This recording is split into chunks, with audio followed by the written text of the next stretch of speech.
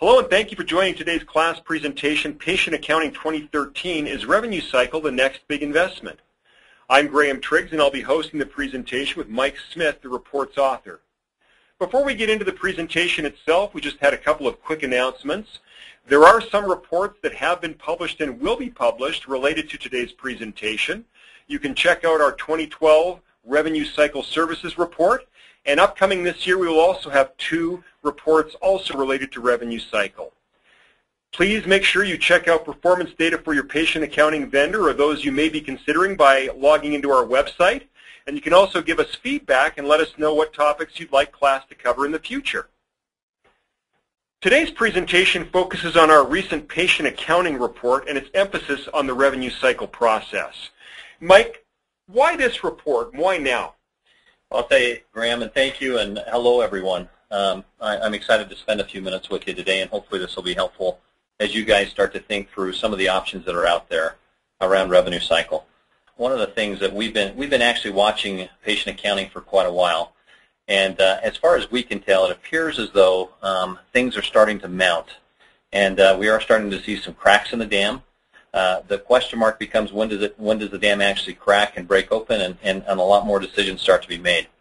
In 2008, we actually did some perception research that around patient accounting that found that about 40% of those we interviewed were planning to replace their patient accounting system, and in fact, about half of those that were planning to replace their system were planning to do so in the next 2 years. So we actually started to see this wave of decisions and focus on patient accounting actually back in 2008. But as you remember, there were some things that happened in 2008 and 2009 that changed the course of people's priorities, providers' priorities, and where they were planning to spend their money. First of all, we had the recession hit. And so when the recession really kicked in, a lot of people really tightened down on where they were going to spend their money and tighten their budgets. At the same time, in early 2009, the HITECH Act was signed, and so where did everyone start to focus their time and attention? It went squarely back onto clinical systems and making sure that they could meet some of the requirements that were put out there with meaningful use and some of the initiatives that they had with meaningful use. So certainly focus was redirected in other directions. Interestingly, we came and revisited this back in 2011 and actually found that even more people were considering making a change to their patient accounting system. Why are they doing that, and why was there energy around that? Why did we think that there may be some focus there? Well, in part, it is because of the fact that so many of these folks have old tired legacy systems. Many of you probably, even on this call, have a system that's been in place for 20 to 30 years. Those systems, as certainly healthcare continues to change, are not well suited for some of today and future revenue cycle requirements and needs. So what's changed in 2013 that make us believe that we're actually going to see more and more decisions being made around revenue cycle? Well, first of all, I just want to emphasize that we're actually already seeing quite a bit of energy in this space in the form of people selecting clinical systems.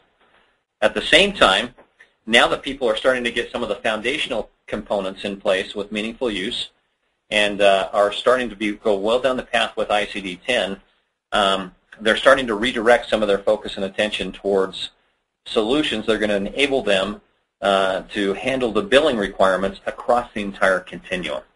They're trying to eliminate bolt-ons and looking at a number of different options. And so certainly we're seeing very strong signs that would indicate that people's buying decisions are starting to mature as it relates to patient accounting, and are excited to talk to you a little bit about what we've found. Well, who mainly are providers looking at? Well, I'll tell you, Brian, that's a good question. We actually, as we started to do this research, decided to peel back the covers a little bit in our own research and take a look at what providers were looking at online in terms of patient accounting. And I'll tell you, I was actually surprised to see that overall we're seeing an increase of 190% increase in just the pure number of provider online looks at patient accounting systems over the past year. If you take a look at the chart in front of you right now, you can see that we actually, there's some interesting stories that are starting to emerge. First of all, Siemens Sorian it continues to have, receive the most provider looks online. We'll get into some of the reasons why people are looking closely at Siemens Sorian financials later in the presentation, but certainly lots of interest in Siemens Sorian financials. In addition to that, Cerner has had a 300% increase in the number of looks that they're getting. I'm not sure, I suspect that some of you probably are Cerner customers. If you are, in many cases, those who have the Cerner Clinical Suite currently probably have a different patient accounting solution. Mm-hmm. However, many of the folks that we've spoken with would love to have Cerner's patient accounting solution. I suspect that some of the reason for the lots of looks right now are the providers really looking to see if Cerner is ready for prime time at this point. Right. In addition to that, certainly I would just highlight the fact that QuadraMed has seen probably the most increased number of hits with 440%. Okay, so obviously those are online looks. Who's benefiting most from all of this activity? Well, I'll tell you, I think that we're going to see. Let's talk through what we're seeing right now in our current research. If you look at the chart in front of you, we're really seeing Epic and Siemens, along with McKesson Paragon, having really the most growth. And so what we did is we peeled back our research and took a close look at those who have gone live within the last 3 years to see who's having the most net new growth. And certainly Epic is leading that out. They've had, as you can see, 29 new go-lives based on just our sampling. And again, I want to reemphasize, this isn't the entire, all of their clients. It's just based on our random sampling. Siemens has also had some nice growth with 17, and McKesson Paragon with 10. So all three of those vendors are experiencing some nice growth. A lot of the Epic, McKesson, and Cerner growth is really being fueled by folks that are really looking to implement an integrated clinical and patient accounting system solution. If you look at Siemens, a lot of their growth is really coming from their legacy base that's replacing their old Envision product with their Sorian Financial solution. It also is reflective, I think, of the fact that Siemens is really one of the only standalone next-generation solutions in the market right now. And so folks that are looking for a standalone solution and one that's based on newer technology are also looking closely at Siemens. And I know you're going to address standalone a little bit. Yeah, and we'll get into that just a little bit more. I also want to emphasize on this chart that you can see that GE and QuadraMed, frankly, haven't had a lot of growth. And so while, again, this is not reflective of their entire customer base, it is a random sampling, you can see that QuadraMed has only had one client that we've spoken to recently that has been live for less than a year, and GE has had none. Now, I'm aware of the fact that GE has had a couple that have gone live within the past couple of years. We haven't been able to validate that yet, at least we've been told. But certainly they haven't had the same level of growth that we're seeing from some of those other vendors that I touched on. Okay. Let's talk about what some of the differentiators are between the vendors. Yeah, I think it's important for you as you start to think through this process of what makes these vendors different. And certainly, as you look at them, really understanding which ones map to what you're trying to accomplish as an organization. So let's just take a quick look at this chart, and I'm not going to go through everything. There's a lot of information in this chart that we hope is extremely helpful for you. But let's take a look for just a moment at just the vendor performance data. So you can see in here, we're actually showing a ranking from the highest rated patient accounting solution to the lowest. Epic continues to get very, very high marks and certainly is ranked #1 in this body of research. GE Centricity is actually making some positive movement here, and we'll talk a little bit more about some of the things that they're doing to put them in a strong position. And they find themselves now in the second spot. Siemens has had some challenges, and we'll talk a little bit more about Siemens.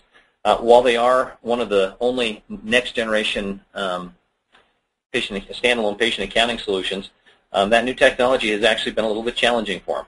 So the product hasn't been as mature, and we certainly have seen them have some implementation challenges that have created some angst and some challenges, especially with their newer customers. In fact, ironically, customers who have been live on them for a longer period of time have been happier. Now, one of the things that you're going to want to look at is certainly integration. Integration is a big topic in this space, And certainly there are many people who are very interested in having an integrated solution, first of all, between their inpatient EMR and billing systems, and between their inpatient and outpatient billing systems. If you look at this chart, Epic and Cerner are the only two vendors that we've identified that have an integrated integration between their inpatient EMR and their patient accounting solutions, and integration between their inpatient and outpatient billing systems. And so certainly you want to go in with your eyes wide open as it relates to integration with those two players. Now, if you're looking for someone that just has integration within their inpatient environment between their EMR and their billing system, there certainly are some other options out there as well. McKesson Paragon and Meditech also have that capability. We also have some vendors out there that have integration between their inpatient and outpatient billing systems, and that may be a priority for you. So you're going to certainly want to understand that as well. And so in addition to who I've already mentioned, GE Centricity, their Centricity business is integrated. Inpatient is integrated with their outpatient solution. And we also have Siemens, who has got integration between their Sorian Financial inpatient billing solution and their outpatient solution. The other thing I would just draw your attention to is standalone solutions. If you're a provider out there that has, for whatever reason, will want to have a different patient accounting solution than your inpatient EMR solution, there are some vendors that just do not sell those solutions. There are others who do. Again, I would just draw your attention to that column that talks about selling as a standalone solution. Epic, Meditech, and Cerner don't sell those solutions as standalone, so you should be aware of that. Additionally, just be aware that some people really like the idea of hosting. We're seeing hosting gain some momentum in the marketplace right now, and so if hosting is a priority for you, you're certainly going to want to be aware of those who can provide some hosting solutions. Explain to us a little bit about what makes a happy patient accounting customer. Well, I'll tell you, it's interesting. This chart is reflective of those customers who are extremely happy and those who are not very happy. And so just so you guys know, class, when we gather our research, when we gathered research for this particular initiative, and certainly for other initiatives that we have, we ask a number of rating questions on a 1 to 9 scale. Those who score a 9 or an 8 generally are pretty happy with the solution. In fact, a 9 is a very, very happy customer. And so for purposes of this particular chart, we actually took all of the 9s, so the percentage of the client base who gives that rates this product either a 9, and we also took half of the 8s, are showing you those who are evangelists, and then those who are what we would consider to be naysayers, those who aren't very happy with the product, those who score you a 6 or below, or score the vendor a 6 or below, are listed as naysayers. So you can quickly look at this chart and see that that Epic, and this is certainly reflective of their overall score as well, has a lot of very, very happy customers. So these people are happy not only with the product functionality, they like the integration, they also just like the level of the level of service and support that they get from Epic. On the other end of the spectrum, Siemens Sorian is having some challenges. Now, part of that is due to the fact that they do have newer technology. They're working hard to work through some of those challenges. I know that they're investing in enhancing and changing some of their implementation methodology to improve the experience, right, and have obviously updated their product. But they certainly have had some challenges as of late, for the past few years. I think a lot of their clients are hopeful that they'll be able to work through those. Certainly most of them are planning on staying put. But certainly you can see there's a big disparity between those that are happiest and those who aren't. Okay. It's time for the $1,000,000 question, Mike. Does size really matter? Graham, that's a great question, and I would say yes, it does matter. In fact, if you look at this chart, you can see that we only had enough data points to break out performance data on Epic, GE, and Siemens. So that should actually be a message in and of itself that Epic and GE as well as Siemens have the most, at least based on our random sampling, have the most customers that are in the over 500 bed category. That said, every one of the vendors here has at least one or more clients that are over 500 beds. But if I were in your shoes, I would certainly want to understand what their capabilities are and to what extent they have experience. Cerner is really just now starting to gain traction in the over 200 bed space. We've been able to validate that they have 16 sites that are over 200 beds, and of those 16 sites, they have 2 that are over 500 beds. Certainly, for many of you Cerner customers out there, it's probably good to understand that.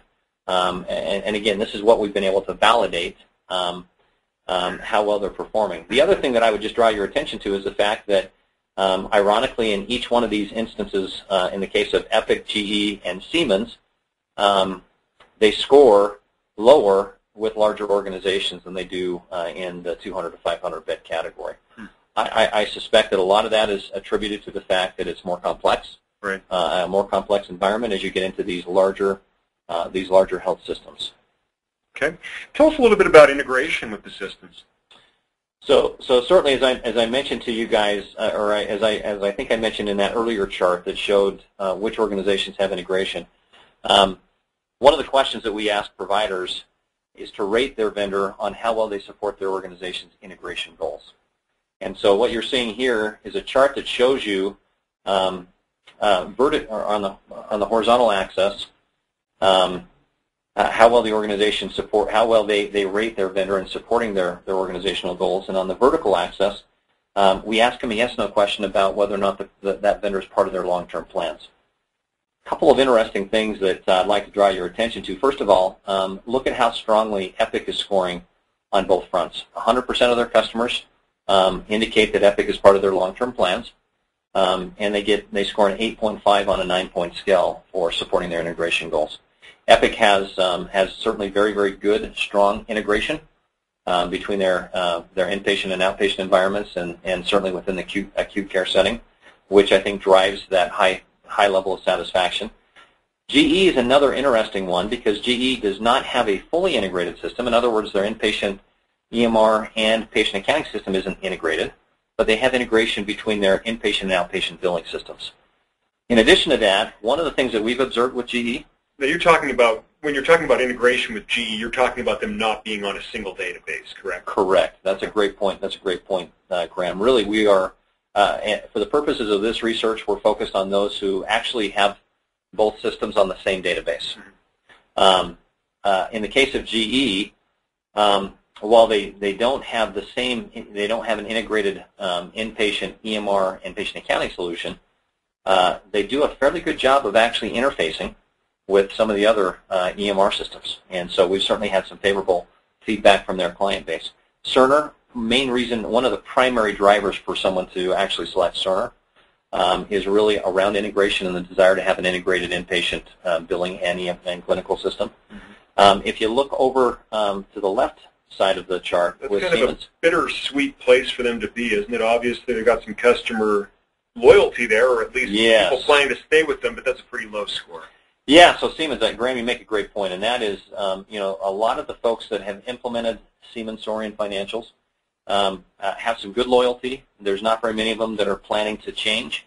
At the same time, the product hasn't been as integrated as they would like. Now, for clarity purposes, as I mentioned in my, as I mentioned earlier, they do have an integrated solution between their inpatient billing system and their outpatient billing system.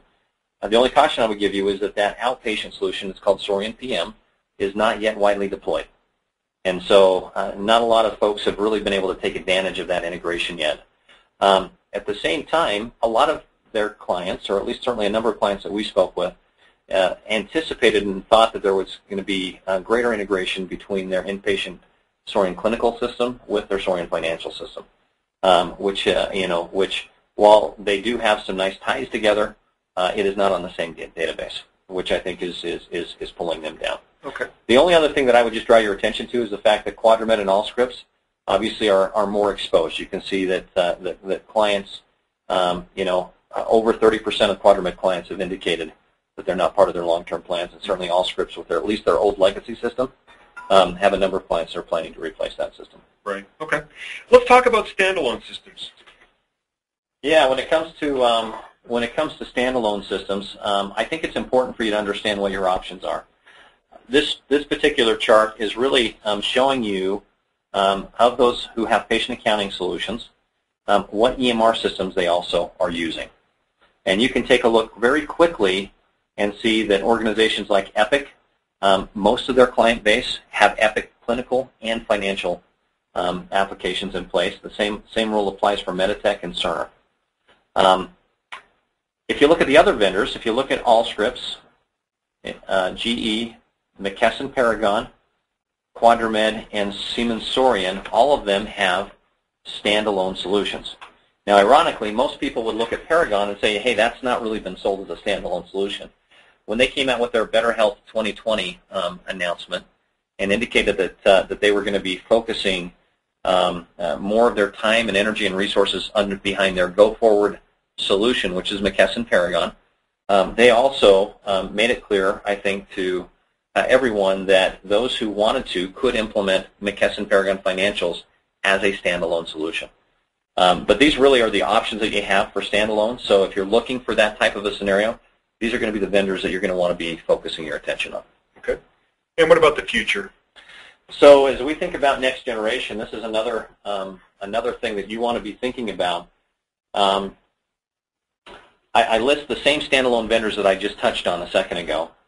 But if you're looking for a next generation solution, and what I mean by a next generation, I actually put a definition down at the bottom of this particular chart. Really what I'm referring to is technology designed to address healthcare organizations' current and future needs. And so if you're looking at a next generation solution, it's really one that's been designed and built for current needs. There's only one current product out there that we've been able to validate that is a standalone next generation solution, and that's Siemens Sorian Financials. So it puts people in kind of an interesting spot, because I would suspect that most of you would probably want to be able to take advantage of some of the more recent features and functionality. At the same time, you also probably want to have more options. Siemens Sorian certainly is having its challenges right now. So the expectation typically would be that they perform at a high level if you're going to invest in that type of a solution. They're certainly making a lot of investments. They've made a lot of investments in the technology. And so certainly we're going to be watching them very, very closely over the next 6 months to a year to see what impact those changes will have on both the overall satisfaction with the product and certainly the implementation experience. One of the things that I want to emphasize with you is that Allscripts, while we were not able to validate any live sites that are on their newer product, their Sunrise Financial Manager product, the product is now generally available, and there are multiple facilities that are at various stages of implementing that product. That product is also, we've been told, is a next-generation solution. We haven't yet had the opportunity to validate that. At the same time, understand that you've got a lot of vendors in this mix who are really starting to emphasize and put a lot of muscle and focus behind revenue cycle. Certainly QuadraMed and GE are really putting more attention behind that, as I just touched on. Allscripts, while we measured their older legacy system, has got that new product that they're moving forward with. And so we're excited to watch and see what happens and what changes over the next couple of years. Great. Well, thank you so much, Mike, for sharing your insights. That brings us to the end of today's presentation. We did want to remind you that we will be having a live Q&A session regarding this report on May 29th. We hope that this presentation was insightful and useful. With all of CLAS's reports, if you'd like a copy of any of our research, you can contact your CLAS representative, or you can go to our website at www.classresearch.com. You can also follow us on LinkedIn, Facebook, and Twitter. Thanks again for your participation, and have a great day.